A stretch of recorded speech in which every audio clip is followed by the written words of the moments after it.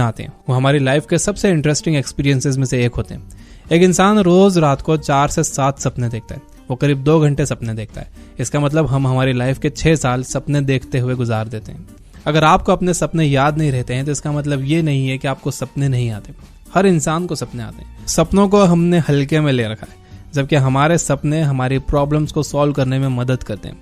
दिन भर हमारा कॉन्शियस माइंड डेटा ऑब्जर्व करता है और जब हम सो जाते हैं तो हमारा सबकॉन्शियस माइंड उस डेटा से कुछ नया बनाता है।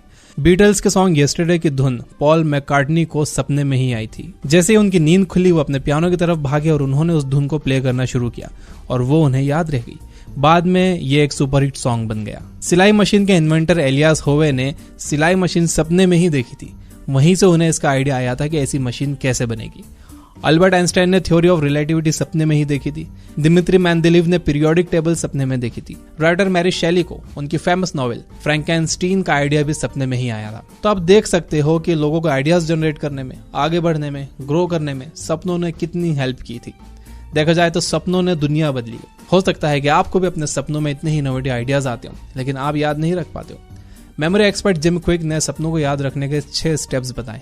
पहला स्टेप है डी यानी डिसाइड। सोने से पहले ये डिसाइड कर लो कि आप सुबह उठकर अपने सपनों को याद करोगे कि आपने क्या देखा था। दूसरा स्टेप है आर यानी रिकॉर्ड। सपनों को रिकॉर्ड करने से आप सपनों के प्रति और सेंसिटिव हो जाओगे, जिससे आप उन्हें याद रख सकोगे।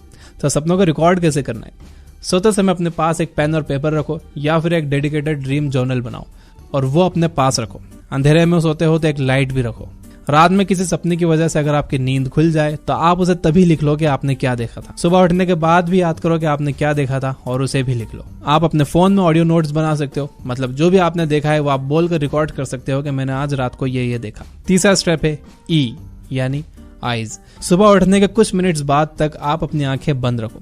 यही वो टाइम है जब हम सपने भूल जाते हैं। अगर आप कुछ देर आंखें बंद करके लेटे रहोगे तो आप आसपास के एनवायरनमेंट से डिस्ट्रैक्ट नहीं होगे और आपको अपना सपना याद करने में आसानी होगी। चौथा स्टेप है ए यानी अफर्म। आपको याद होगा कि आप ये डिसाइड करके कभी सोए होगा कि मैं इतने बजे उठ जाऊंगा और आप उठ भी गए थे आपके अलार्म बजने से पहले ही।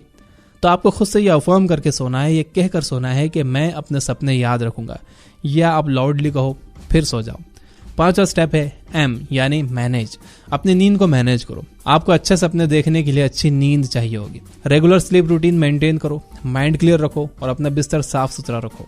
छठा स्टेप है एस यानी कि शेयर। अपने सपनों के बारे में दूसरों से बात करो, उनसे अपने सपने शेयर करो। इससे आपको अपने सपने याद रखना आसान हो जाएगा। सपनों को याद रखने की एबिलिटी एक स्किल है जो कि प्रैक्टिस और परसिस्टेंस से सीखी जा सकती है, बिना हार माने सीखी जा सकती है। ये स्टेप्स फॉलो करने के बाद भी अगर आप अपने सपनों को याद नहीं रख पा रहे हो तो आपको डिस्करेज नहीं होना है, आपको यही प्रैक्टिस करते रहना है। धीरे धीरे ये आपके लिए आसान हो जाएगा और आप अपने सपने याद रखने लग जाओगे। जब आप अपने सपने याद रखने लग जाओगे तो इसका एक इंटरेस्टिंग सा साइड इफेक्ट है, उसे कहते हैं लूसिड ड्रीमिंग। लूसिड ड्रीमिंग एक ऐसी स्टेट ऑफ ड्रीमिंग है जहां आपको पता होता है कि आप सपना देख रहे हो और फिर आप उस सपने को अपने हिसाब से चला सकते हो। उस सपने में आप जो चाहे वो कर सकते हो। आपको एडवेंचर